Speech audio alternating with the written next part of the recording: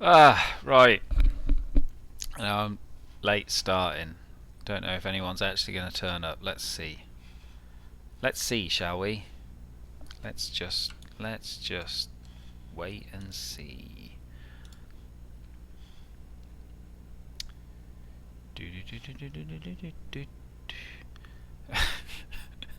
Alex, you don't need this right now. This is for my year 11s when if they turn up. Um, but you're welcome to stay. Right.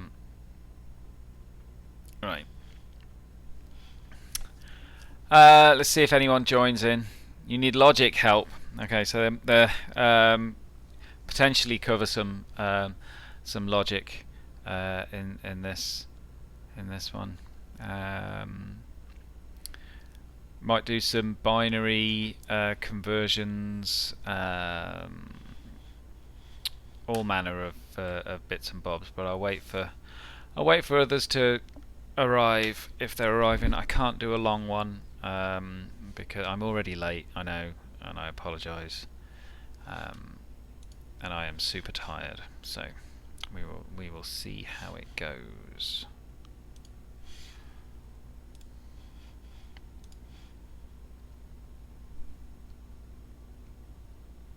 Life is indeed what it is.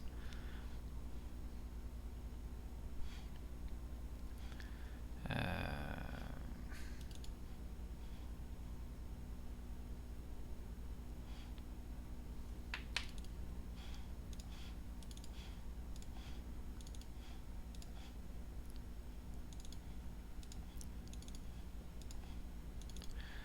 that.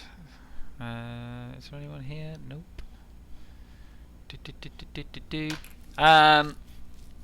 Cool. I mean, it's going to be an exciting live stream if the people that need to watch it are not actually here. Oh, it says there's 5 people. Hello. So yeah, drop any questions that you might have. I'm just sorting a few bits and bobs out, getting some presentations up and ready to go in all my tabs. Binary conversions I thought would be a good starting point. Maybe some computational logic as well. We'll see how we get on with that. Although I do have a whole video on logic. So those of you that are looking for logic, go and watch the video on logic. Right, the spec. Let me just pull up the spec. Paper 2 specification. Here we go. Boom. Right, so what do we got? We've got algorithms, programming techniques, producing robust programs, computational logic, transistors and facilities of languages, and data representation. We can go through those bits individually. So, computational thinking involving abstraction, decomposition, algorithmic thinking, binary search, linear search, bubble sort, merge sort, insertion sort, how to produce algorithms using pseudocode and using flowcharts, how to interpret, correct or complete algorithms. That means like in this morning's paper where they will ask you to fill in the bits. They might also give you an incomplete flowchart or a partially complete flowchart and ask you to complete it. They might also give you a complete flowchart and ask you to modify it in order to add additional functionality in there. Variables, constants, operators, inputs, outputs, and assignments. Sequence selection and iteration, open, read, write, close, yada yada yada. I mean, this spec is shared up on the Classroom, so those of you that need to find out what's actually on the spec, there's nothing stopping you from logging onto the Google Classroom and then downloading it. I figured starting off with data representation might be a good one, because that was a request in the lesson today. So converting binary to denary, denary to binary, binary to hexadecimal, hexadecimal to binary, denary to hexadecimal, hexadecimal to denary, and all other combinations and permutations thereof. Anyone have any objections to that?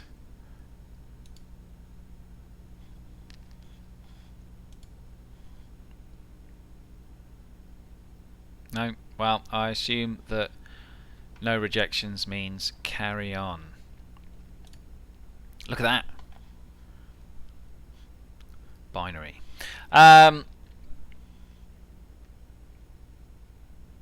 Who is Broskits indeed?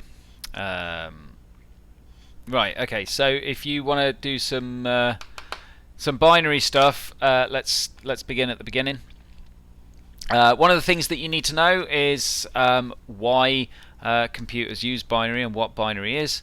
The thing to remember about binary, it is just a way of representing numbers. In the same way that denary is a way of representing numbers, hexadecimal is a way of representing numbers, octal is a way of representing numbers, and so on and so forth. Okay, so all of this stuff, these ones and zeros, it's just a way of expressing numbers. And the reason why we use ones and zeros is because computers can only understand ones and zeros, because they understand whether or not electricity is flowing through their transistors. Okay, so computers only understand ones and zeros, which is why we use binary. There's a little diagram. This is generally this is output from an oscilloscope, which I kind of robbed from a website, and someone's obviously drawn some stuff on it. This is kind of what the signals in your computer sort of look like. Up here, this is obviously signifying a 1, and down here is signifying a 0. But there's this like set frequency, and you see there's 2 peaks here, so that's like saying 1 0 1 0 1 0 1 1 0 0 1 1 0 1 0 0 1 1, and so on and so forth. You don't really need to know exactly what's going on at any given point here. I just thought it'd be interesting to show you. You need to know these words. You need to know what a bit is. A bit is a single digit in binary. 4 bits make a nibble. 8 bits make a byte. If they ask you to do a binary conversion question, they are more than likely to say express your answer as a byte. If they say express your answer as a byte, you need to make sure that there are 8 bits that you have written down. Not 9, not 7. Okay, there's got to be 8 bits if they say express your answer as a byte. I am not going to go through the whole of the always spelt nibble. Nope. Sometimes spelt with a Y. In fact, more frequently in my experience spelt with a Y than with an I. But there you go. Yep, silly, but that's programmers for you. I'm not going to go through the whole ins and outs of why this system is the way that it is. I'll tell you what I am going to do though. I am going to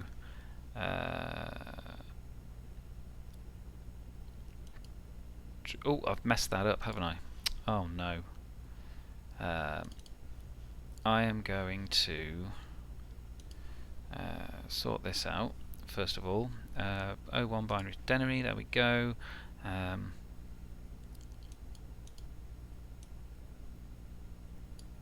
Nope. Oh, I was trying to fix the thing so you could see more of the screen, but all I've done is mess up and make it look like I don't know what I'm talking about. I'm tired. I'm so very, very tired.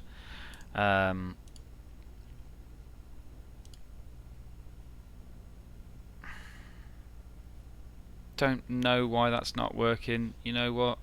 Maybe I can do this. Okay, I mean it's not exactly how I want it to look, but whatever. Okay, so hundreds, tens, and units I need more than a hug, Gabe. 100 tens and units are the system that you know and love, right?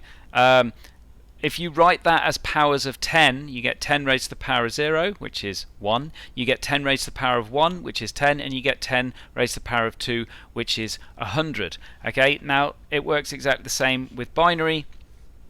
Oh man, you know what? I'm just going to move this table up so that you can see it.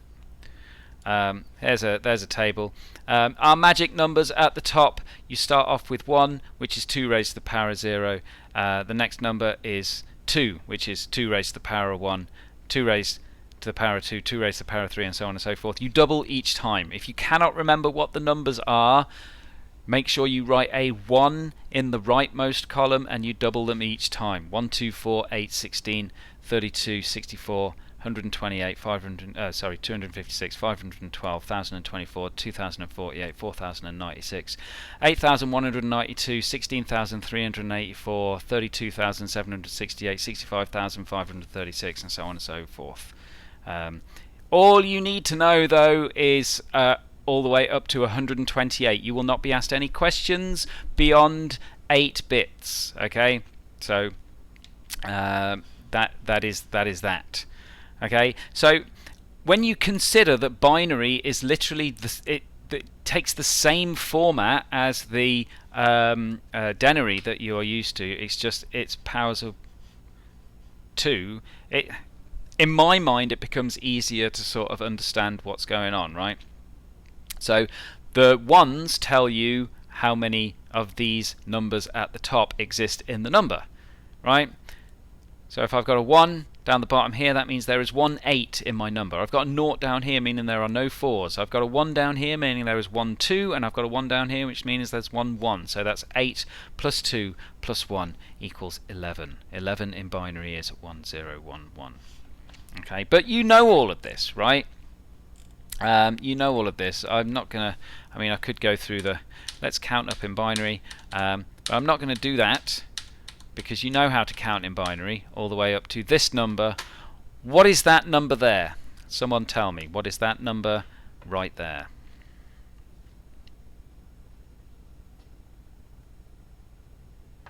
Not 16. It is not 16. It is 15. 8 plus 4 plus 2 plus 1. 15. Okay? The maximum number that you can express is always 1 lower than the next magic number along. Okay, so we see here the maximum magic number here is 8. The next magic number along would be 16, which means the maximum number you can express when all of these things are 1 is going to be 15. Here, if I had 0, 1, 1, 1, if I just had 3 bits, you can see the next magic number along is 8, 1, 1, 1 is 7. It's 1 less than the next magic number along. Right, so converting from binary to denary. I mean, this one's pretty damn easy. I've literally just gone through it. So to convert from binary to denary, you start off by drawing your little grid here. So as an example, the number that we're going to convert in this example is 101101 10110101. Okay. Don't say user friendly without stating who the user is. Don't think you can get that past me, right? I know what you're up to. So I start off by writing out this grid. Now, when you get more familiar with it, you don't necessarily have to write out that grid, but if you're not sure, like if you're in an exam and you're not sure, write out the grid. There's nothing wrong with that. You don't even have to draw the lines. You can just write the numbers. Okay? And then you plug in your binary number underneath it. Wherever there is a 1, you write down the magic number at the top. Okay? So you can see I've got a 128 in there. I've got no 64s, but I've got a 32. I have a 16. I don't have any 8s, but I've got a 4. I've got no 2s, but I've got a 1. Okay. Once you've written down all of those numbers, you just add them up. So we've got 10, 21 there, and we've got 2, 4, 7, 8 there, and then we've just got the 1. So the answer to that one is 181. Right? That makes sense, right? I mean, in my mind, this is day one computer science, right? You don't have just the thing to bear in mind. You will not have a calculator in the exam. You can't use a calculator. So being able to add is a thing that you need to be able to do. Well, the way that I add quickly is to spot pairs that make 10. I've got an 8 and a 2 there. That makes 10. I've got a 6 and a 4. A 6 and a 4. They add to 10, so I know that that's 22 straight away. I mean, or you can just do it, take your time if you have to, right? But the thing is, you're not going to have a calculator, so don't become reliant on calculators ever. You need to make sure that you can actually do arithmetic. So I mean, converting from binary to denary, am I right in thinking none of you has a problem with converting from binary to denary, right?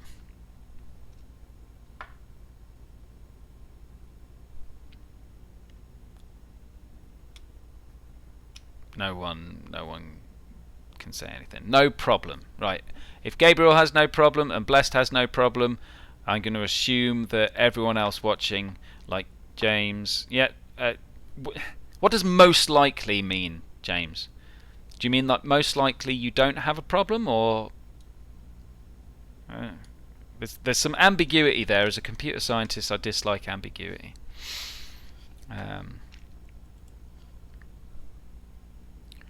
Yeah, très vague. Post that on Facebook, yeah. This was a hilarious joke. I'm going to skip past that because we don't need to see Tom Cruise's face any longer than is necessary. But binary to denary, super duper simple. You don't need to know anyone else's opinion. I'm not asking for everyone else's opinion, James. I'm asking for your opinion. All right. Good to hear the paper went all right today. I still haven't spoken to Mark or Charlie or anyone else that was in the cider exam this afternoon. So if it went can't talk. If it went all right this morning, then that is cool. I mean, flicking through the paper myself, it seemed to be pretty straightforward here. Right, so here we go. We can do this quick knowledge check. I want you to answer those questions. First of all, what is a bit? I've literally gone over it about 5 minutes ago.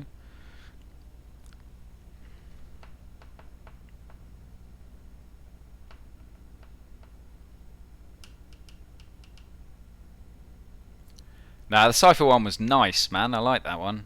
That was good.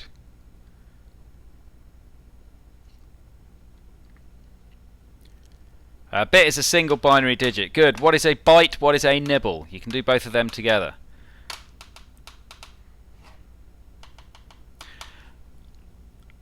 A byte is 8 bitties. Right, don't just say binary, right? Yes, it's binary. Let's be specific here. 8 bits in a byte, 4 bits in a nibble. How many nibbles are there in a byte?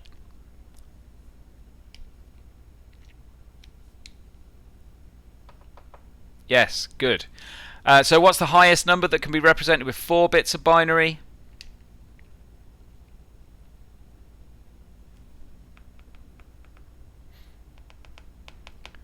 Bingo, 15. What is the highest number that can be represented with 8 bits of binary?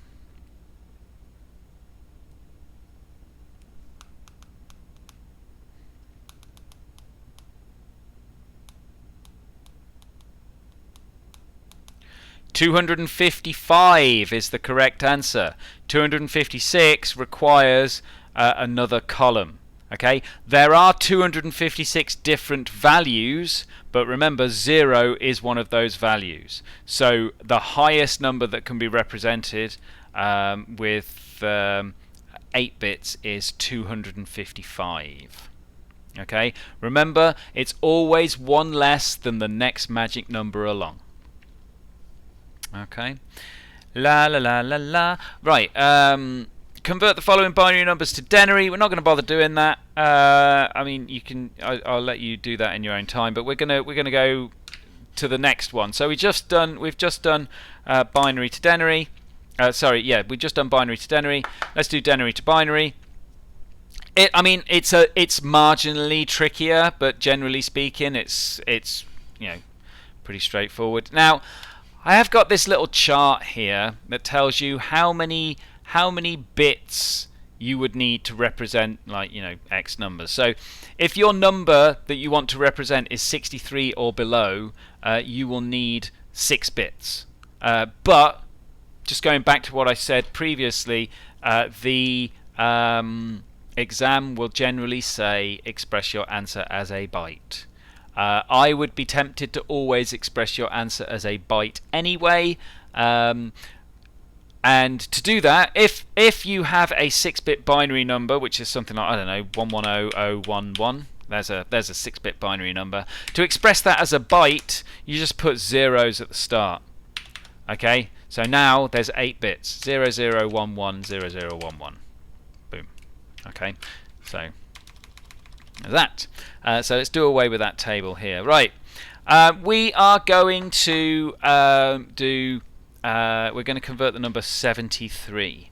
Okay, so just looking at the table, 73 is higher than 63, but it's lower than 127. Therefore, we will need 7 bits to represent it. So I've got my little table here. Once again, you start out by writing the table. Now, obviously, there is no little thing to plug it into.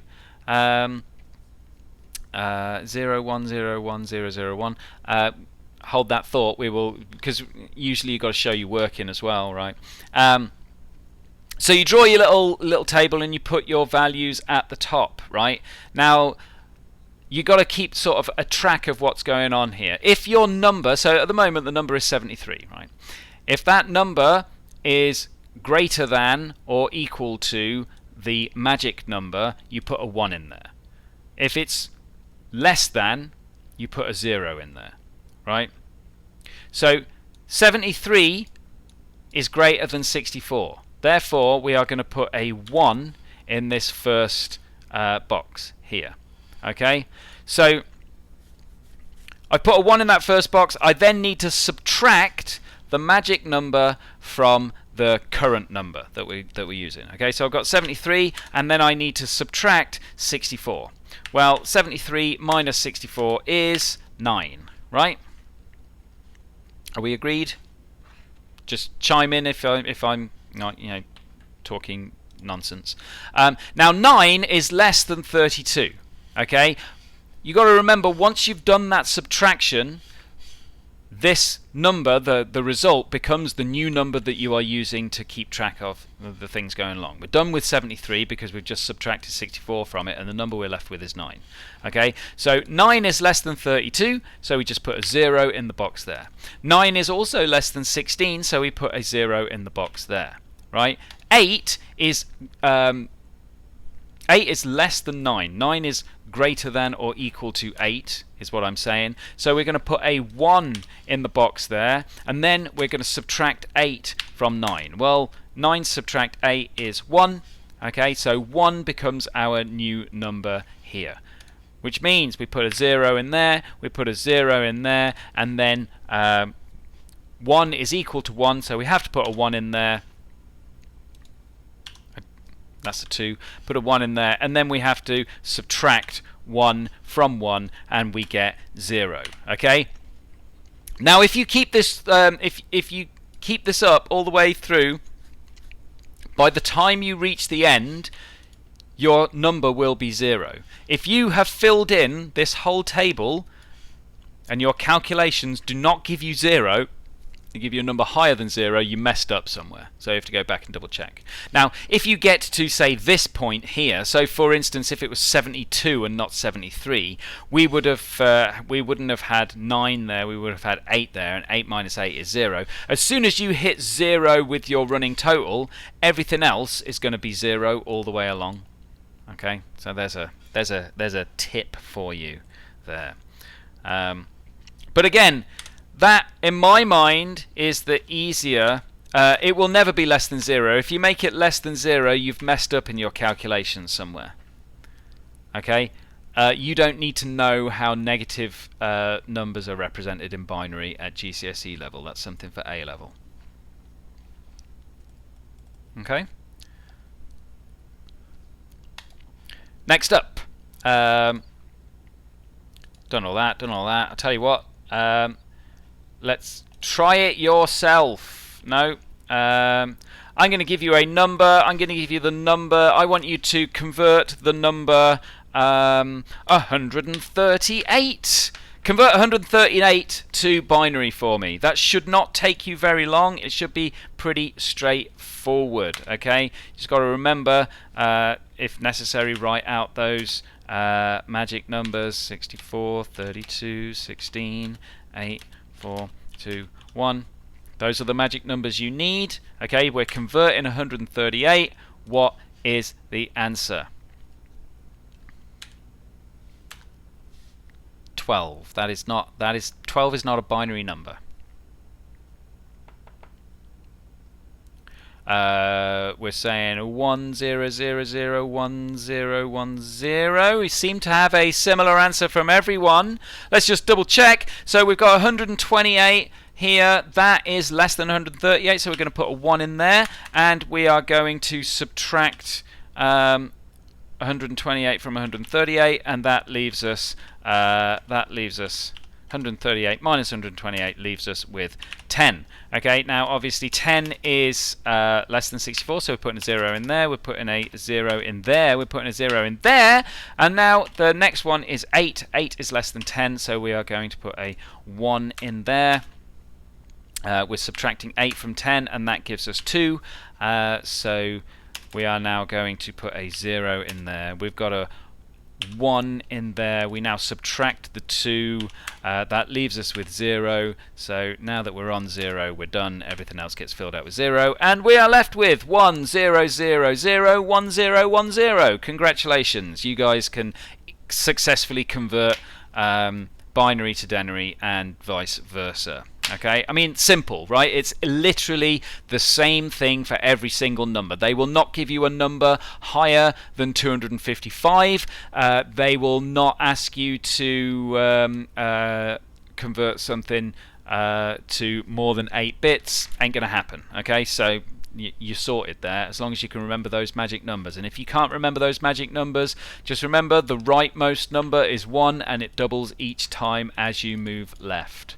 Boom. Next. Wow, racing through this. We've done binary to denary, we've done denary to binary. Next one that I've got here, we'll do some binary addition. Yeah? Before I do the hexadecimal, we'll do binary addition. How long have you been streaming? At least several thousand years. No, since about, been about 25 minutes, not very long. Okay, so what do we got here? Right, these are the things that you need to know about. You need to know how to add binary numbers together. You need to know what an overflow error is, and you need to know what a binary shift is. Okay, so we will blast through this because you know what? Adding 1 and 0 together is the easiest thing in the universe. Okay, so if you find binary addition difficult, just adjust your thinking, because it's actually easier than adding denary in my mind. Okay. Obviously, this is how you add denary together. I'm not gonna like go over that because you guys know how to do that. Yeah. The rules that you need to know for binary addition are these. There are only 5 rules, and they're very straightforward. 0 plus 0 equals 0. 1 plus 0 equals 1. 0 plus 1 equals 1. Okay. Now, so far, so same as denary, right? That's all straightforward. Now, this is the bit that everyone seems to get mixed up. 1 plus 1 is 0 and carry 1.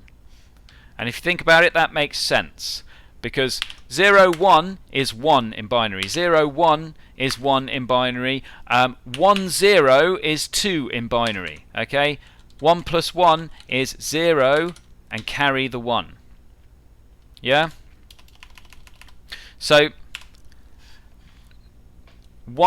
you may be in a situation where you have to add 1 plus 1 and you've got a carry from the previous sum, in which case 1 plus 1 plus 1 equals 1 and carry 1, which again makes sense because 1 plus 1 equals 1 plus 1 plus 1 equals 3, and 3 in binary is 1 1. Okay, let's try it out. Okay, 0 plus 1 equals 1. Just like with Denary, you start from the right hand side and you work your way left. Okay, 0 plus 1 equals 1. 1 plus 1 equals 0 and carry the 1. Okay, now we've got 0 plus 0 here, but we've got to add the carry on as well. So 0 plus 0 plus 1 is 1. And then 1 plus 0 is 1. You know, it's like, it's totally easy. Only 5 rules to remember. You don't have to juggle tons of numbers. It's like easy peasy. Oops, didn't mean to do that. Right. Next. Right. I want you guys to try adding this up. Okay. We've got two numbers here. We've got 11010011 and we've got 0110011 0110010. Okay, so we've got these two numbers. I want you to add them together. Something's going to go wrong, and you can probably anticipate what that is. But I want you to add it together. I want you to give me the answer in the comments, and I want you to tell me what has happened.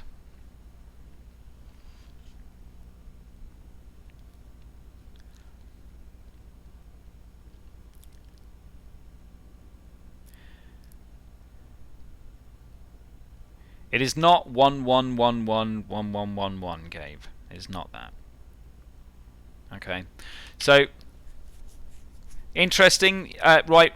So, those of you that have given me a 9-bit answer, right, you need to express your answer as a byte. Right. I'm just going to go through this now. We've got 1 plus 0, which is 1. We've got 1 plus 1, which is 0 and carry the 1. Okay, so that becomes 0 plus 1 plus 1, which is 0 and carry the 1. And then we've got 0 plus 0 plus 1, which is 1. We've got 1 plus 0, which is 1. We've got 0 plus 1, which is 1. We've got 1 plus 1, which is 0 and carry the 1. Yeah, and then we've got 1 plus 0 plus 1, which is 0 and carry the 1. Now, if we were able to dynamically allocate memory, we would put 1001101, but we cannot do that. The moment you overflow here, that's it. You just have these 8. You have these 8 bits. Okay, so the correct answer is, as Blessed pointed out, 001110001, and there is an overflow error. If you see a question on the paper that says, state the problem that occurs when adding these two numbers together, that it's pretty much guaranteed that the answer is going to be overflow error, right? So you just need to look out for that, right? If you have a question where there's binary addition, then there's a second bit to the question which is asking you something about a problem, just write down overflow error, because that's pretty much guaranteed to be the answer. Okay, overflow errors can cause all manner of problems. I don't think you'll be asked about it in the exam, but it might turn out that way. So what happens if it says write in 9 bits? They won't say write it in 9 bits. They will say express your answer as a byte. Okay, that's literally what's going to happen. Yeah, if it says write it in 9 bits, then by all means write it in 9 bits, but I will put money on the fact that that's not going to happen. Okay, and the reason is because computers can't dynamically allocate memory like that, and one of the things you need to know about is an overflow error. So but they might, but they won't. Now what you got? Yeah, that's what I thought. When we run out of bits to store the data, it's known as an overflow error. Now, what you will notice is, I tell you what, I want you to convert this answer. So 00111,001, convert that to Denary. In fact, you can write it easier just by going 111001. Convert that number to Denary. 49. Okay. Are we agreed that's 49? 32 plus 16 is 32 plus 16 is 48. Plus 8 is 56. I make it 57.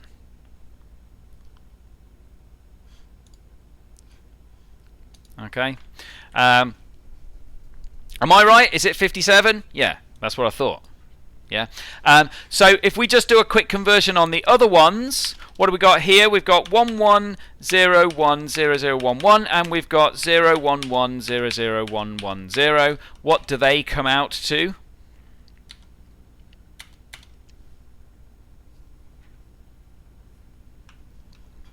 So 64 plus 32 is 96. 100, 102. That one's 102. Yeah, and 128, 190, 192, 208, 210, 211? Is that 211, that top one? I've just done that in my head. I don't know if it is. Yes, okay, good. So if we add 211 and 102 together, 211 plus 102, we get 303, right? We get 303? Yeah. So if you do 256 minus 303, sorry, 303 minus 256, it comes out as nope, that's not right. Something's gone wrong here. I was trying to prove a point there. 313, yes, 313. Yeah, my maths is off. So if you do 313 minus 256, 3 minus 6 you can't do. 13 minus 6 is 7. Yeah, see where this is going? And that's now 0. I have to borrow, so that becomes 10. 10 minus 5 is 5. And then 313 minus 256 is 57. What I'm trying to show you here in my tired, roundabout way is that if you overflow, what happens is the numbers sort of like wrap back round and they go like sort of back to 0 and start counting up. So if you have all of the ones across the top here, right, so that would be equivalent to 255, and you add 1, 255 plus 1 in our minds is 256. In the minds of the computer is 0, right? I haven't drunk alcohol since 1996, Gabe. That's beer is not going to help. Trust it. Beer does not help with anything. Right. So the reason it's a problem. Have I told you this story before about Sword of Vermillion? Well, if I haven't, I'm going to tell you again. So there was a Mega Drive game called Sword of Vermillion, right? It was an RPG, I guess kind of like Skyrim, but a little bit less advanced. You had a strength stat, you had a defense stat, and you could boost those stats by picking up weapons and armor. And so if you had a strength of 10, you pick up the sword, which gives you plus 2 strength. You've got an effective strength of 12, right? If you then get a steel sword, maybe that gives you plus 4, so your strength becomes 14, right? Oh god, here we go. It's not going to take very long, right? It's more interesting than the printing industry, at least. Anyway, so You could also pick up cursed items, right? If you picked up a cursed sword, it would equip the sword at one moment.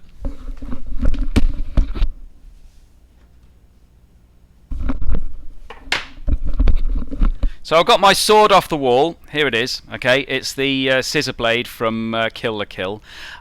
You pick up your cursed sword. That might give you plus 10 strength. So now my strength is 20. But the sword is cursed, which means I cannot now unequip it. Okay, so I later on find an even better sword. Okay, and that gives me plus 30 strength. But I've still got to hold on to this cursed sword. I can't get rid of it, right? And so what you have to do, just like in real life, you have to go to the church and get yourself cleansed. Now, when you get cleansed at the church, it removes the weapon from your hand. Okay, it removes the weapon from your hand, and obviously your strength goes back down to what it was, but you suffer a permanent -1 strength damage. So my strength, once I've removed the curse, it goes down from 10 to 9, for instance. But that doesn't matter because I found this sword that gives me plus 40, and so overall I'm better off. But oh no, what have I done? I've re-equipped the cursed sword. Oh, I've got to get it cleansed again. So I cleanse the sword again. Now my strength has gone down to 8. Okay, all right. I'll equip the cursed sword again. I've got to get it cleansed again. Now my strength goes down to 7. I'll equip it again. Cleanse it again. It's gone down to 6. Equip it again. Cleanse it again. It's gone down to 5. It's gone down to 4. It's gone down to 3. It's gone down to 2. It's gone down to 1. It's gone down to 0. I equip the sword again. I cleanse myself again from the curse. And my sword does not go down to -1. No. It goes down to 65,536, which means I can now walk around with no weapon whatsoever and just kill everything with a single punch, including the final boss. Okay, because of an overflow error. Yeah. It's similar to the bug in Civilization, which caused Gandhi to be often the first person to start throwing nukes around. I could sort of explain that whole story, but we've got into it. Okay, so generally speaking, overflow errors bad because they cause inaccuracies in the calculation. So what you need to do when you allocate the memory, you need to make sure that you specify enough space to store the highest number that you are going to store. Generally speaking, if it's an integer, you probably want to use 16 bits so that you can store a large number. But it depends what kind of thing you're going to do. I was an overflow error. Yep, good. So that's binary addition. Okay. Do you want to quickly do that one? Do that one just for a bit of practice, and then we'll look at binary shifts. Feel free to throw out questions. Link me a free copy of the game. Yeah. No. I mean, nah. Ain't gonna.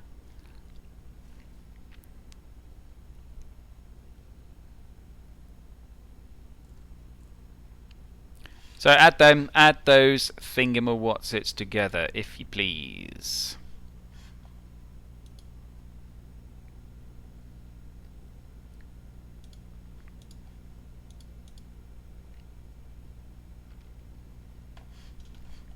The accuracy of binary shift does go down when you divide, but it's not always about the result that you get. Right, let's have a look what we got. So we should have a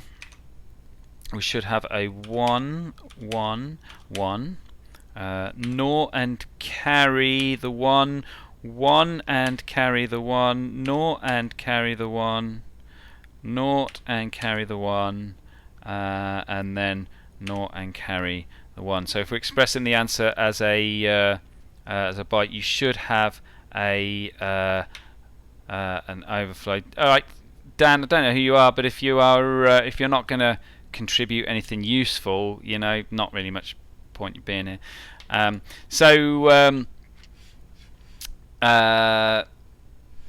think that's the answer. I should have 1, 1, 1, 0, 1, 0, 0, naught. Okay. Yes, and an overflow. Boom. That is the answer. Okay. Cool. So let's have a look at shifts, binary shifts. I don't know what sorts of questions they will ask, but I imagine they're going to be fairly simple questions. So when you all know the trick about multiplying by 10 and dividing by 10, right? When you multiply by 10, stick a naught on the end of it. Yeah, but it's not just sticking a naught on the end of it. You're actually shifting all of the digits across by 1. Here's my little table of examples here. If I multiply 145 by 10, I get 1450. What I've done effectively is just picked up these three numbers and shifted them all one space to the left. If I multiply that by 10 again, I'd pick them up and shift it one space to the left. Obviously, shifting it twice, that's the equivalent to multiplying it by 100. Okay, so you all know that trick, and you've known that trick for ages. Binary shifts are exactly the same, but obviously we're not dealing with base 10, we're dealing with base 2. Okay? So we're dealing with base 2 here, which means instead of multiplying by 10 every time we shift to the left, we multiply by 2 every time we shift to the left. Okay? As an example here, I've got 1010. Now 1010, if you calculate that, it's 8 plus 2, which is 10. Okay, so we would expect 10100, because that's just these 4 digits shifted one space to the left. We would expect that to be 10 times 2, which is 20. Well, let's just do the calculations here. We've got 16 plus 4 is 20. Shift it to the left one more time. Right, we've got 32 plus 8, which is 40. Okay, so remember, shifting left will multiply. And the thing to remember is, if you are multiplying by 4, you're not shifting to the left 4 times. You're shifting to the left twice. And the way to remember how much you are multiplying by is by looking at the magic numbers, right? Shift left once, it's multiplied by 2. Okay, shift left twice, 1, 2, it's multiplying by 4. Shift left 5 times, 1, 2, 3, 4, 5, and we're multiplying by 32. Does that make sense? You cannot shift by 1.5. It's not possible. You can't do it. You cannot have a number in between two of these columns. That's not possible.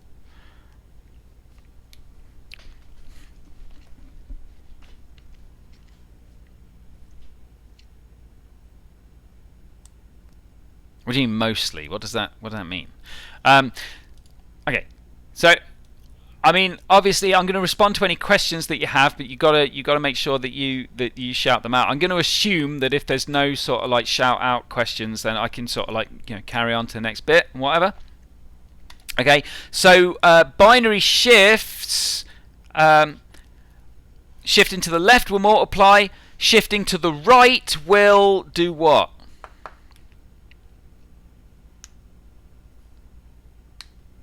How many marks would it be worth? It depends on the question. Usually what they will say is, how could you multiply this number by 4 or something? And there'll be 2 marks available, one for saying that you shift to the left, and another one for saying that you shift to the left twice. Does that make sense? Okay. Yes, if we shift to the right, we divide. Okay, shifting right will divide, and it's exactly the same as in Denary. Obviously, Denary, you divide by 10. Binary, what do you divide by?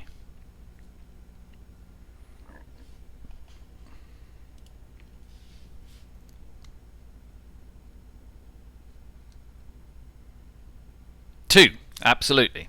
Okay, and once again, I've got some random binary here. So we've got 32 plus 8 is 40, plus 4 is 44, plus 2 is 46. So this number is 46. So we should expect this number to be the same, divided by 2, 46 divided by 2 is 23. Let's just do a quick calculation. 16 plus 4 is 20, plus 2 is 22, plus 1 is 23. Okay, so now, James mentioned earlier there's that shifting to the right causes inaccuracies, and this is what I mean here. Okay, so we're shifting all of this to the right. We've run out of space here. That 1 falls off and is basically forgotten about. Okay, now 23 divided by 2 is, it's not an integer number. Okay, 23 divided by 2 is 11 and a half, right? And so what happens? It just disappears. Okay, so you can see here I've shifted all of that to the right. That 1 disappears. We lose accuracy, right? And we end up with 1, 0, 1, 1. Well, 8 plus 2 is 10, plus 1 is 11. So what should have been 11.5 is now just 11. So yes, it is just like div. Okay, it is like integer division. There are no decimal points, there are no half measures. That 1 disappears off and it's gone forever. And then once you've shifted to the right, if you then shift left, obviously the computer doesn't know that there was a 1 there before. And so if you're using binary shifts to divide and multiply like the same number over and over, that's where inaccuracies can creep in. Alright. And that's pretty much it for binary shifts. So when we shift right, we drop 1s off the end. It's sort of divided by 2, but it's more like ditching the remainder. When do divide and times get used by the CPU?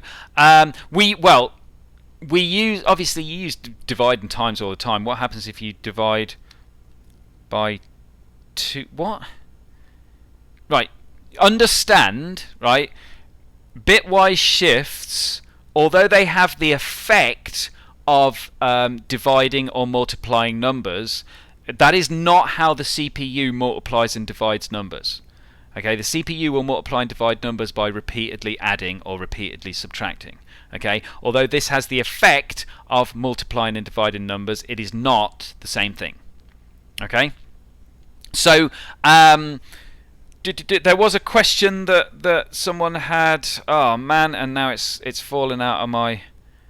When do divide and times get used by the CPU? So, divide and times get used whenever anyone calls those instructions. But bitwise shifts, they're used for things like assigning a specific area of code a value. The most recent thing I used it for was creating a little man computer assembler in order to assemble the assembly language and convert it into machine code. One of the things that my program had to do was assign the first 4 bits to the opcode. The next 2 bits were going to be the addressing mode, and then the rest was going to be the operand. And so I used bitwise shifting to shift the numbers around, assign the opcode, and then shift them back again before applying all the others. Also in things like RGB color and stuff like that, when you're extracting the red values or the green values or the blue values from what is essentially just a big number, you use bitwise shifts for that. It was also used in Quake as a sort of hacky way of speeding up the simulation of light fall off as well. There was a really good video on that. In fact, I'll try and dig it out in a bit, and I'll send you the video on that. So there you go. Right. Okay. I mean that brings binary addition and binary shifts to a satisfying conclusion. So far we have done denary to binary, binary to denary. We've done binary addition, and we've done binary shifts, bitwise shifts. What was the other name for addition we covered today?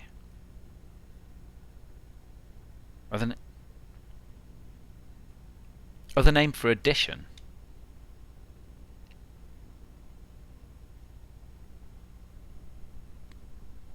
plus?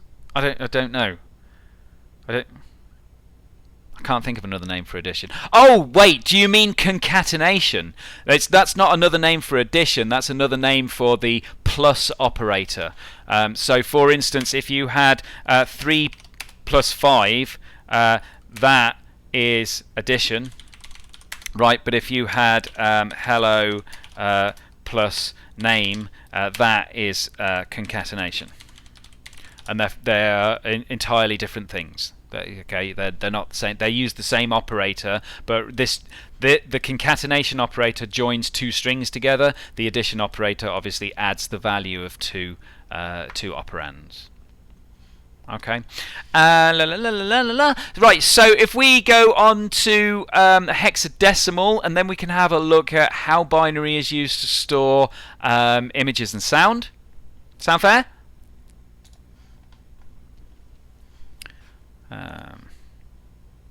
We're not going to bother doing that because we've kind of done all that. Right, here's a couple of questions then. We got binary and denary. What are the bases of binary and denary? If I say binary, what number base does that use? And denary, what number base does that use?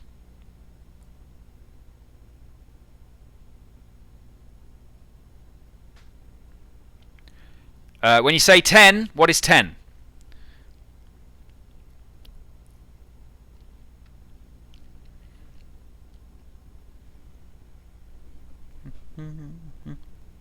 No one knows.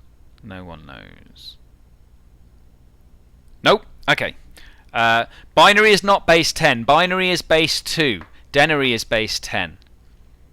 Okay. So that the base number is effectively the number that you multiply your magic numbers by as they go along. Right? Remember, we double our magic numbers each time. We start from 1, and then we go 2, 4, 8, 16, 32, 64, 128, 256, 512, 1024, 2048, 4096, 8192, 16384, 32,768, 65,536.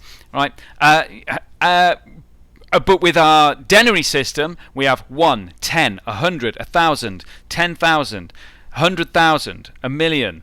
You know, all of that lot ad infinitum. Okay, you're multiplying by 10 each time. Hexadecimal uses base 16. Okay, so the numbers are going 1, 16, 256, 4,096, and so on and so forth. Okay, all right. Yes. That's good. Hexadecimal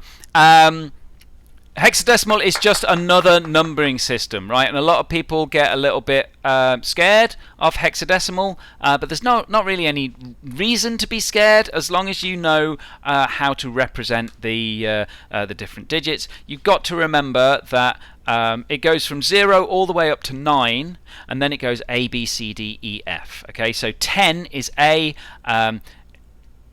11 is B, 12 is C, 13 is D, 14 is E, and 15 is F.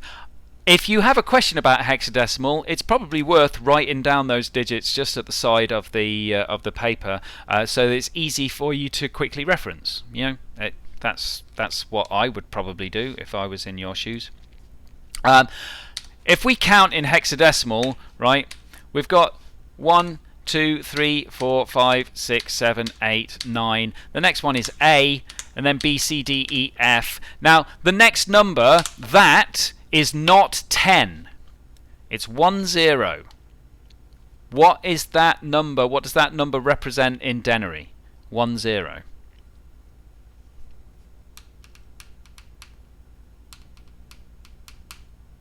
Yeah, it is 16. It's 16 because remember our magic numbers above the columns. Above this column we have 1. Above this column we have 16. This tells us there is 1 16 in our number and there are no 1s. This tells us that there is 1 16 in our column and there is 1 1, which means that our total number there is 17, and so on and so forth. Okay? When we get to this number here, this tells us there are 2 16s and there are no 1s, which means 32. Okay, so 20 in hexadecimal is 32. When you're looking at hexadecimal, right, if you see something like that, hexadecimal's 16. That's not 16, it's hexadecimal 16. And what they normally would do in a computer program is they'd write it like that, OX16, so you can tell that that's hexadecimal. Okay, so we'll do the easy ones first. Binary to hex. Okay, now binary to hex is unbelievably simple. It's probably the easiest of all of the conversions. Okay, now have a look at that question down there. Some of you might have spotted the links between nibbles and hexadecimal. If you know what the link between nibbles and hexadecimal is, just sound off in the chat there. Okay. While you're doing that, I will go through the process of converting this number, which is 10111001. Okay, so the first thing that we do is we split that number up into nibbles. 1011, there's our first nibble, and our second nibble is 1001. Okay, so we've got two nibbles. Now, this is the point where I was hoping to look at the chat and see people have already told me what the link is, but no one said anything, so I'm going to fill you in on that link. The maximum number that can be represented with a nibble is 15. The maximum number that can be represented with a single digit of hex is 15, which means if we split our number into nibbles, each nibble represents a single digit of hexadecimal. Okay, so for instance, this one here, as you are all correctly pointing out, but let's just go through it so you can show the working.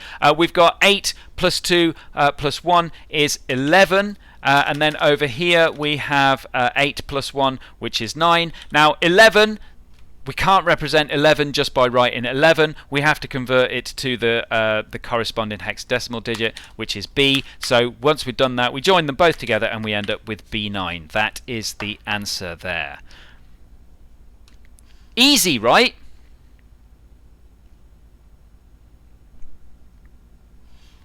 Yep, that's what I thought. Converting back to binary is just as simple. Okay, you take a hexadecimal number. I'll tell you what. Let's go with C3. I mean, that's fairly topical, right?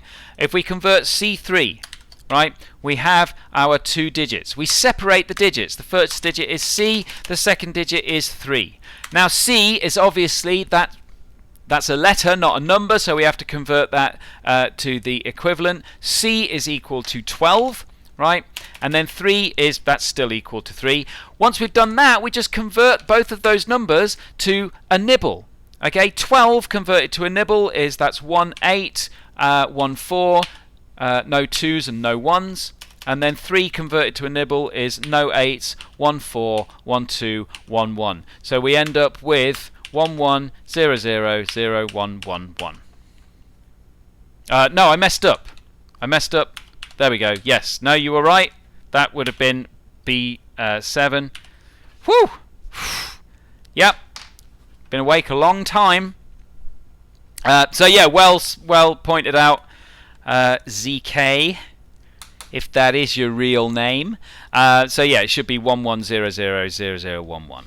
Okay, so I mean, hexadecimal, converting between binary and hexadecimal and back, that in my mind is the absolute easiest of all of the conversions that you need to do. However,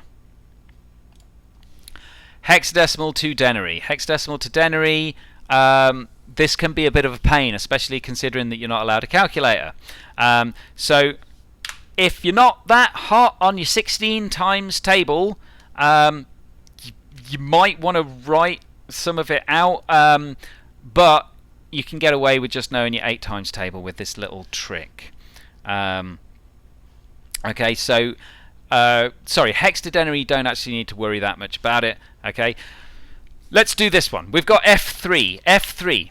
Now you've got to remember the table, the little table that you draw Okay, it's only ever going to be 2 digits. They're not going to ask you for more digits. The magic numbers that go at the top are 1 and 16. As long as you can remember those, you're laughing, okay? And you can easily remember them because hexadecimal comes from the Greek meaning 16, right? So, easy to remember, obviously. Now, what these symbols mean in context of the table is the number down here tells you how many times to multiply this number to get your answer, okay? So we start off, we've got f. F is equal to 15. Okay, so f is 15. 15 times 16. That's where I said you need to be reasonably hot on your 16 times table, or at least be able to do some simple maths. 15 times 16 is 240. Is that right? I mean, I know it's right. I'm just asking if you guys agree with me.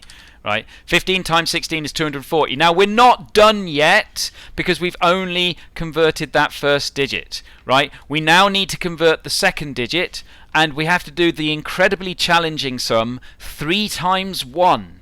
Okay, do we know what 3 times 1 is? Just right. Remember, you're not allowed a calculator. 3 times 1. Can anyone answer that brain teaser right there?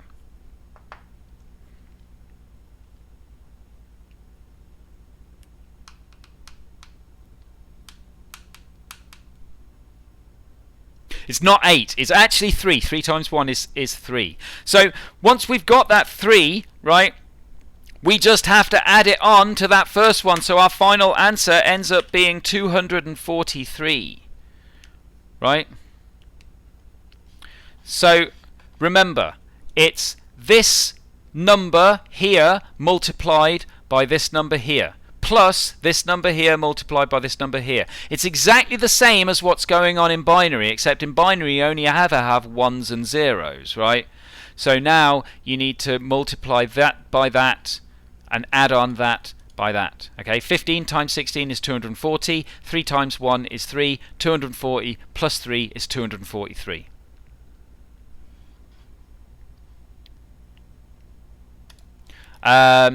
Here's one for you to try and convert. Let's do this one first. Convert 3/5. That's not 35, that's hexadecimal 3/5.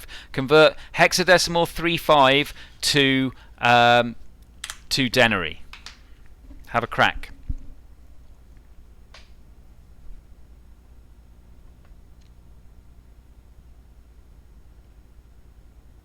We're saying 53.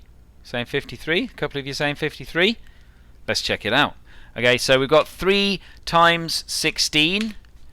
3 times 16 is 32. That's 48. Okay. And then we've got 5 times 1 equals 5. And 48 plus 5 equals 53. Well done. That was correct. Okay, let's do something more difficult. Let's do AF. Okay, you need to be skilled AF to convert this. Yeah, see what I did there? That's right. That is right. Okay, have a crack at that. Owen says 175. Any advance on 175?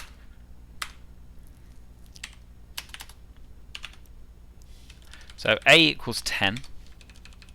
Okay, 10 times 16 is 160, right? F equals 15, right? 15 times 1 equals 15, and then 160 plus 15 equals 175. Easy peasy, right? You got this, yeah? That's no problem.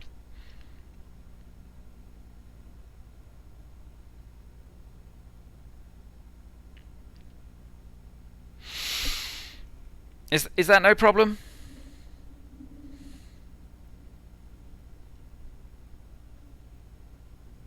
Okay. So, I mean, feel free to practice. Drop your answers to conversions in the comments if you want, and I will mark them. Okay. So There is one more conversion that you need to know. So far we have done binary to denary, denary to binary. We have done binary to hexadecimal, hexadecimal to binary. We have done hexadecimal to denary. We now have to do denary to hexadecimal, and this is the most horrible one. Okay, but really, it ain't too bad. Right, we're going to do it for this number 124. I don't know why I chose 124, that's just what we have here. Okay, but it actually follows exactly the same method as all of the other ones. It's just the fact that it's base 16 rather than base 2, and we're not just dealing with like ones and zeros. That messes things up. So we've got 124. First of all, we need to divide 124 by 16. Now remember when I said if you're not hot on your 16 times tables, you might want to write them all down. There is a trick that you can use. Instead of dividing by 16, you divide by 8 and then divide the answer by 2. Okay, so if we divide 124 by 8, that's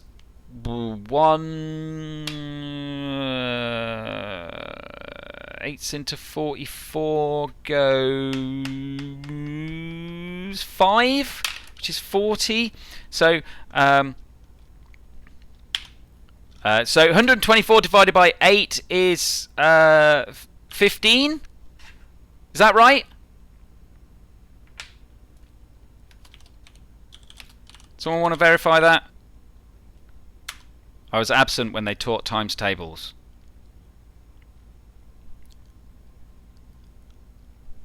Obviously we're going to have some remainder there. Yeah, okay. So it's 15. Now we've got to remember that's not our final answer here because we have to divide that by 2, but I have written down the fact that it is an odd number because that's going to be relevant.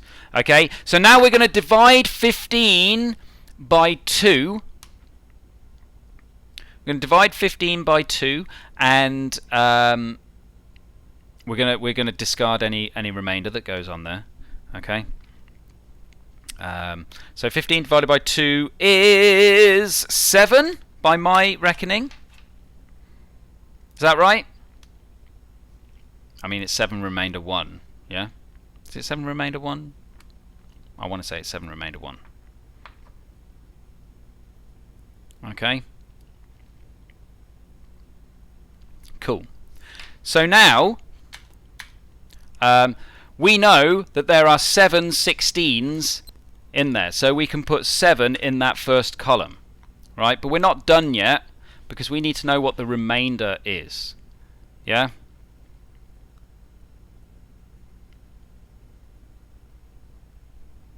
Does that make sense? So we can work out 7 times 16, and 7 times 16 is some number. It's also 14 times 8, which doesn't make it any easier for me to do in my head right now. And my brain is completely fried. Someone tell me what 7 times 16 is.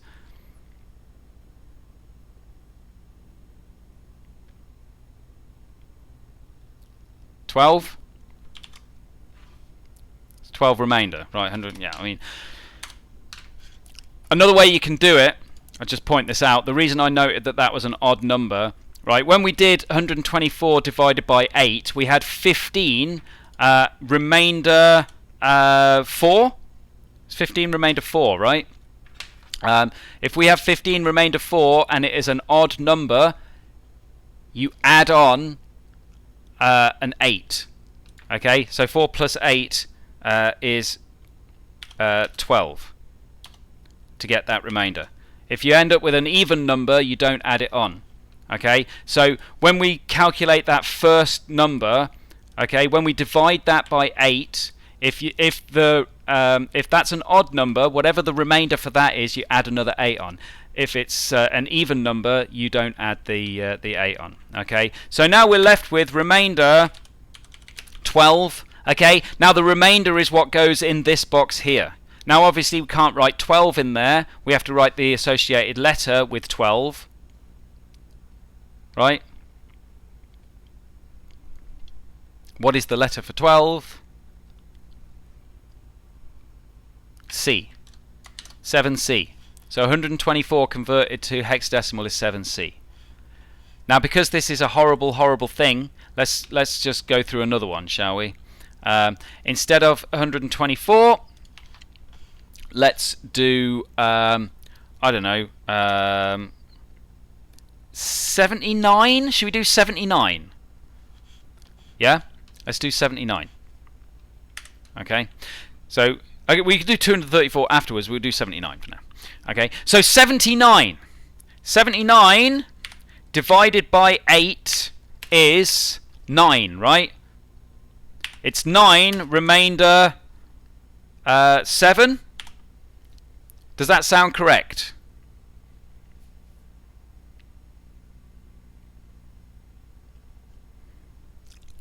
Does that sound correct?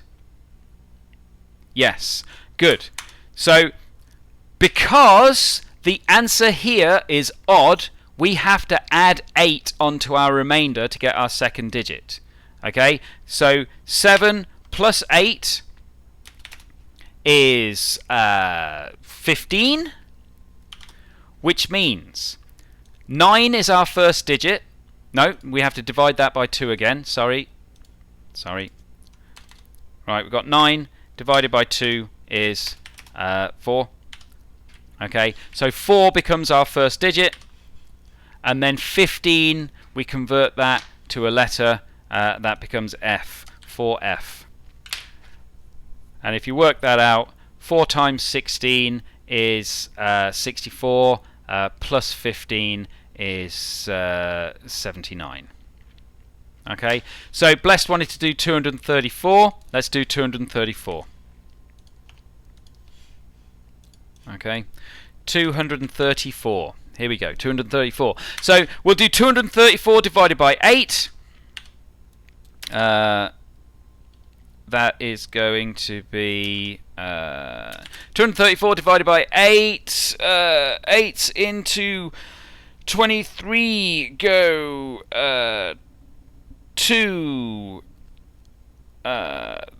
2 remainder 7. 8 into 74 go 9. Yeah, so 29. Yeah, good. I'm glad we got there eventually. 29 remainder 2. Okay, now once again that number is odd. Okay, but before we do anything, let's make sure we don't forget to divide that by 2 again. So 29 divided by 2 is 14. I want to say 14. 14? 14. It's 14. Okay. So our first digit is 14 converted to a letter. Convert 14 to a letter and you get E.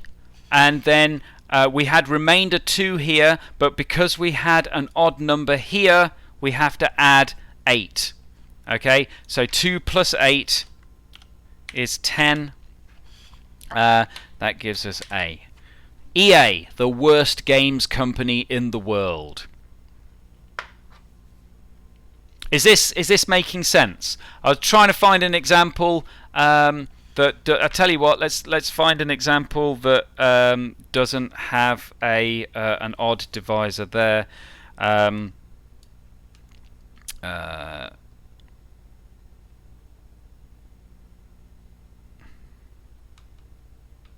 Let's do.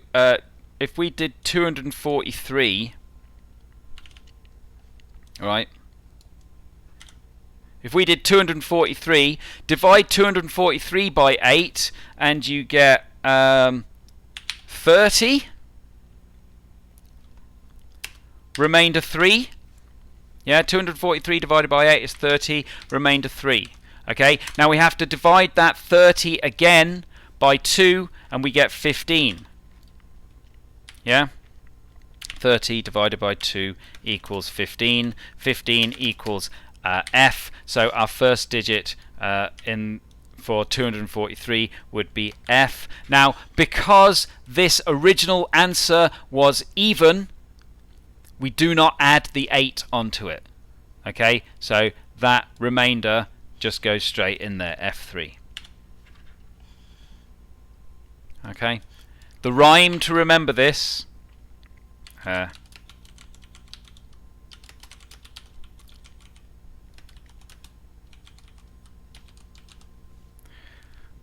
There you go. Even Stevens, the answer yo leaving. That was my year 12s came up with that. So, I mean, if you feel more comfortable just dividing by 16, then just divide by 16. Okay? But if you divide by 8, remember you've got to then divide by 2. Yeah? And then you've got to, if the original answer was odd, you have to add 8 onto the remainder. Hi, I have AQA biology tomorrow. That's amazing. I mean, you're probably not going to find much help with an AQA biology paper here, but if you've got computer science related questions, I'll happily answer them. I'll answer biology questions as well. I just probably won't get them right. So there you go. Cool. Yeah, so the first exam was today. The next computer science is Thursday. So this is all paper 2 stuff. All right. Right. So we have covered now all of the different conversions. Has anyone got any questions about any of those different conversions? Right. We've got some time for you to get some practice in. If you want to sort of like go through, just choose random numbers between 0 and 256 and do conversions from like denary to hexadecimal and stuff. If you want to bring that in and get me to double check them, happy to do that. So, can I define reproduction in humans? I mean, probably. Again, not really computer science related, so I'm not really going to answer that question. Yeah.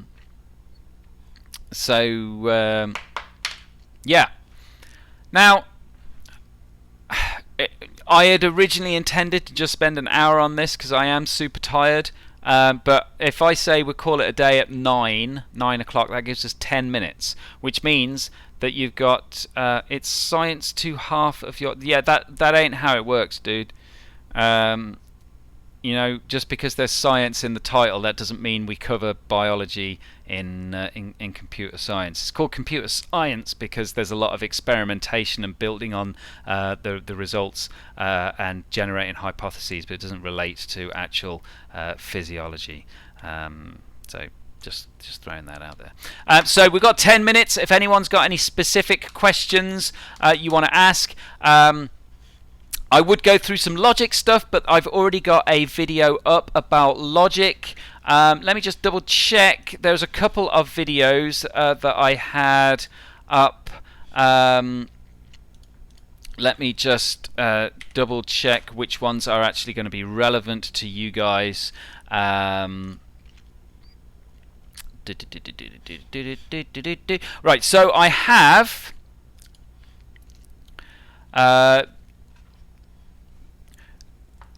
there was some stuff that we covered. Do you remember the live stream that I did just before the mocks?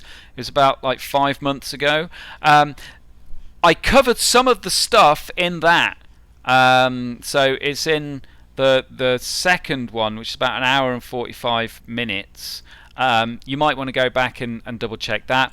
There is also a 33-minute video on computational logic as well, which is obviously going to be useful. Now, I am also going to be streaming tomorrow night. I'll probably start a little bit earlier, and we'll get some more stuff done. Now, as I understand it, people want to go through. Well, I don't know. I don't really know what people want to go through. We covered quite a lot in the lessons. So let me know what you want to go through so I can prepare for it.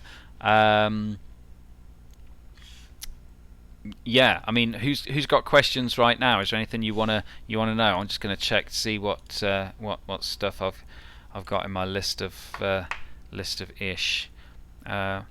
What's next on my PowerPoint?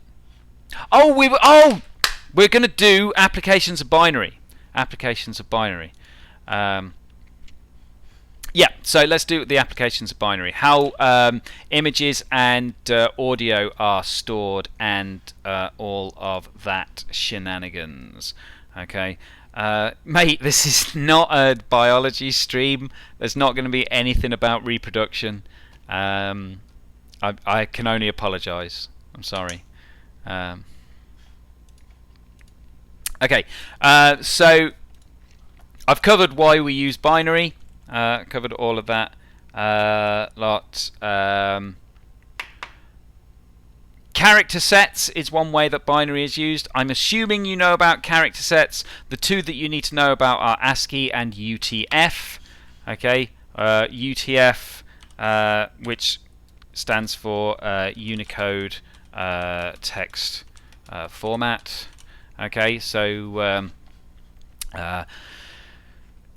the way that they work, you have these big tables which have all the characters are lined up and they have a number associated with it. You store the binary representation of that character, and that's how strings are formed. I've got a simplified version here. So for example, the letter D is stored as binary 01100 100. The letter capital D is stored as 01000 so I'll have time to go over that in more detail if you want me to, but I thought I'd skip ahead to the more interesting stuff about images. What are a lot of the characters in the standard ASCII set towards the start, all the way up to character 32, they're mostly control characters, things like line feed, carriage return. One of them is bell, which makes your computer beep. Most of them are not used anymore. So can you go through cyberbullying? Ain't going to be on paper 2, mate. How is it stored? Each pixel can be a single color. What am I doing? I'm not going to read. I'm talking about pixels. I'm getting confused by bizarre questions here. So, as you well know, a computer image is made up of hundreds of these little blocks. They are called pixels. Pixel is short for picture element, and each block can only be a single color. Okay, so the smaller your pixels, the more detail you can fit into the image. It's kind of like a cross stitch. That's why I've got this little cross stitch Charmander here. On a very basic level, this is what we got. Okay. Now, in this example, we've only got two colors. We've got dark green and we've got light green. In this example, dark green is represented by a 1 and light green is represented by a 0. Now, sometimes it's different. So you might have white represented as 1 and black represented as 0. You might have blue represented as 1 and cerise represented as 0. It doesn't matter. If you've got two colors in your image, each pixel can be represented by a single bit, and that's exactly what we've got here. Okay, so I've got my my single bit here. I'm wondering if I can just resize that. No, I've messed that whole thing up here. Well done, Mr. Smith. There we go. Okay, nope, that's where what? Nope. There we go. Yep. I'm a trained professional. Here we go. So you've got all of these images here. Each of these pixels has a single bit assigned to it. If it's a 1, it's going to be dark green. If it's a 0, it's going to be light green. So there will be some information at the start of the image that says how many columns it's got, how many pixels there are in each column, etc., etc. And once we've got the binary, it just sort of like gets all mashed up together. So we've got 11011, 10101, and that you can see this is all in one big line together like that. Right? Now, if we want more colours, we're going to need to use more bits. Okay? Here's a representation of the Union flag. But you can see I've got this colour table here. So each bit now is each pixel now is represented by 2 bits. Okay? And they map onto what is known as a colour index. Okay, so the color index stores the color information and maps it to the binary values. So you can see this first pixel is red. Well, red is 00, so the first 2 bits are going to be 00. The next pixel is white. White is 11. Okay, and so 11 is mapped here as the next pixel, and so on and so forth until the end of time. Okay.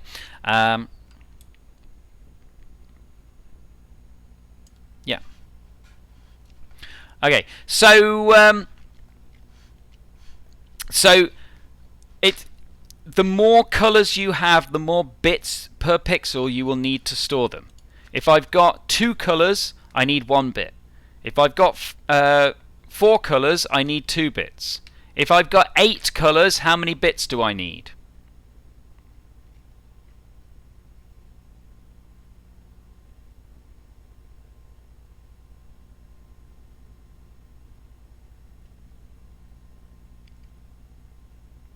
If I've got 8 colors,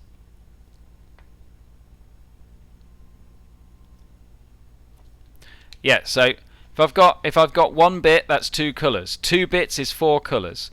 3 bits is 8 colors. 4 bits is 16 colors. 5 bits is 32 colors, and so on and so forth. So if you had 16 bits, that would actually be 65,536 colors.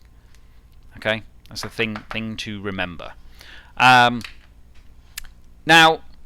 you don't need to know too much about what's going on, but you do need to know that a color index maps the color to a binary value, and then each pixel, whatever the color is, it will have that binary value, and then that's basically just looked up in there. Okay. Okay. Now the thing is, obviously, tons of binary. It's difficult for us to read, so what we would normally do is store it in hexadecimal. Well, that's convenient, isn't it? It makes it just that little bit easier to read. Now, remember, the computer will not read it in hexadecimal because the computer does not read hexadecimal. The computer only reads binary. But converting between hexadecimal and binary is super simple. Converting between denary and binary is more difficult, and it can be inaccurate as well. Okay, so yeah, I won't go on to the look. I had this section on hacking video games. I'm not going to go on to that because it's not really relevant, and you're not going to be asked any questions on that at this stage. So don't really need to do that. Right. It has just gone 9 o'clock, so I am going to wrap this up for tonight. I will stream again tomorrow night, and tomorrow night we will cover digital audio. We'll cover the images in a little bit more depth. We will look at some flowcharts maybe. But if you come in with a list of things that you want to find out, then obviously that's going to make it easier for me to get everything sorted. All right. Anyone got any questions before I sign off here?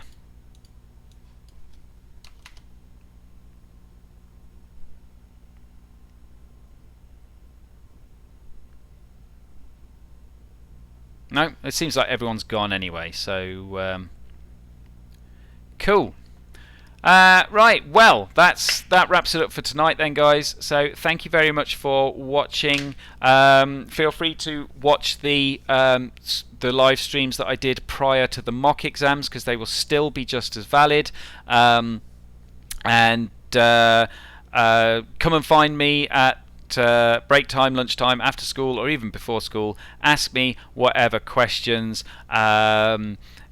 I might be able to prepare an answer for the definition of reproduction in humans. I might also be able to explain an answer for what causes loneliness in trolls. Feel free to come along and we can talk about all of that. All right. That's that. Thank you, everyone. Even those of you that try to derail it, you can't faze me. Everything's cool. Hopefully this helps you. Good luck with your biology exam tomorrow, Martin, if you're still here. See you tomorrow night. I will aim to start the stream tomorrow at 6:30, so we can get more time in. Hopefully I'll be a little bit more awake, but hopefully this is sort of like giving you a little bit more confidence with your binary conversions so far. That's that. That's my superhero face.